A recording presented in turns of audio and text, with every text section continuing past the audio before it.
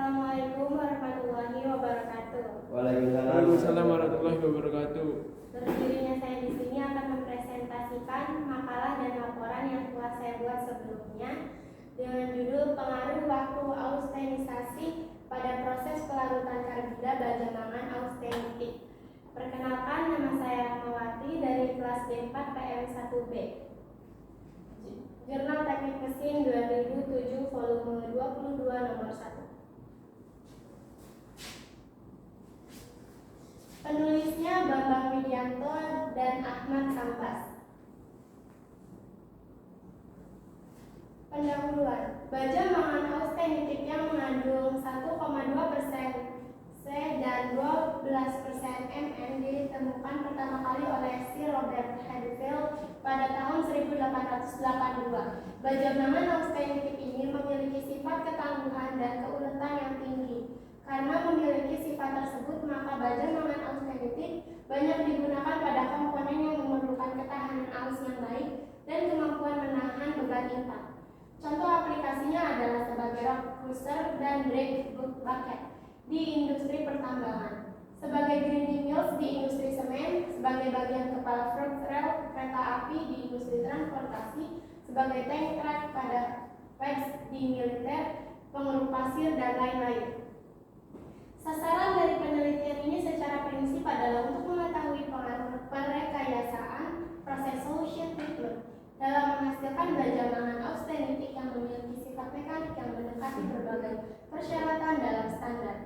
Dengan memasukkan parameter dimensi, maka diperoleh manfaat lain, yaitu dapat melakukan studi proses pembuatan produk bahan baja mangan austenitik dalam berbagai dimensi. Dengan demikian, maka diharapkan dapat dibuat komponen dari baja mangan Hadfield untuk menggantikan produk impor. Material pengujian baja mangan austenitik standar ASTM A128 grade A, ukuran atau dimensi spesimen 15x15x15 mm, preparasi atau persiapan spesimen, pemotongan spesimen, penggradaan dan pengaplasan, pemolesan, pemetaan, pengamatan. Metode perlakuan panasnya quenching, step heating, media quenching air. Proses solution treatment yang dilakukan pada penelitian ini menggunakan step heating, yaitu memanaskan benda kerja secara bertahap mulai dari temperatur kamar hingga temperatur 575 derajat Celcius dan ditahan pada temperatur tersebut selama 1-3 jam HT1. Kemudian pemanasan dilanjutkan dengan temperatur mencapai 1050 derajat Celcius HT2 dan ditahan pada temperatur tersebut disesuaikan dengan ketebalan masing-masing. Ditunjukkan pada tabel 3 setelah spesimen didinginkan cepat dengan cara dicelupkan ke dalam bak pendingin. Gambar 2 menggambarkan siklus proses perlakuan panas. Variabel penelitian variasi perlakuan panas. Proses perlakuan panasnya yang pertama 3 jam step heating 575 derajat Celcius, yang kedua 3 jam step heating 1050 derajat Celcius. Pengujian tahap awalnya uji komposisi kimia dengan OES Optical Emission Spectrometry, uji SEM Scanning Electron Microscope atau EDS Energy Dispersive Spectrometry untuk mengetahui gambar struktur mikro dan komposisi kimia material. Pengambilan data primernya uji komposisi kimia dengan OES Optical Emission Spectrometry, solution treatment, sifat mekanik. Kesimpulan, pembuatan produk dari bahan baja mangan austenitik bisa diterapkan pada benda cor dengan ketebalan hingga 5 in. Kemudian dikenai proses perlakuan panas quenching, step heating, struktur mikro baja mangan hasil perlakuan panas bermatriks austenitik dan terbebas dari karbida. Setelah mengalami proses step heating pada temperatur 575 derajat Celcius dan 1050 derajat Celcius dan pengaturan waktu pemanasan yang tepat, maka pemanasan didasarkan pada referensi yang dilanjutkan dengan quenching yang menunjukkan bahwa proses perlakuan panas dilakukan dengan baik. Pada kondisi askes, fraksi karbida pada bagian luar lebih banyak dibandingkan fraksi karbida pada bagian pusat. Harga kekerasan di Sedangkan setelah proses perlakuan panas dengan pengaturan temperatur dan waktu pemanasan yang tepat, harga kekerasan tersebut menjadi lebih kecil 20%, tetapi lebih homogen. Hal ini yang positif yang diperoleh adalah adanya penurunan kegentasan dan peningkatan kewelutan.